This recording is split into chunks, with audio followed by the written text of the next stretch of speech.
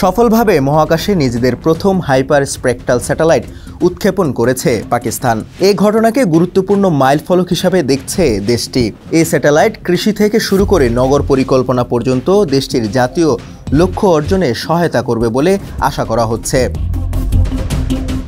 পাকিস্তানের মহাকাশ সংস্থা সুপারকো রোববার উত্তর পশ্চিম চীনের জিউকুয়ান স্যাটেলাইট লঞ্চ সেন্টার থেকে H1 স্যাটেলাইটের সফল উৎক্ষেপণ করার কথা জানায়।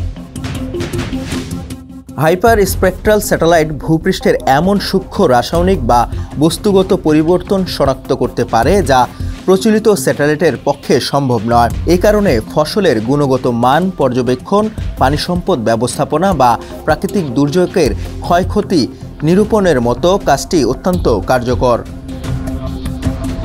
পাকিস্তানের পররাষ্ট্র মন্ত্রণালয় জানিয়েছে, এই প্রযুক্তির মাধ্যমে নির্ভুল কৃষি, পরিবেশ পর্যবেক্ষণ এবং নগর পরিকল্পনা, দুর্যোগ ব্যবস্থাপনা সহ বিভিন্ন ক্ষেত্রে দেশের সক্ষমতা উল্লেখযোগ্যভাবে বৃদ্ধি পাবে বলে আশা করা হচ্ছে।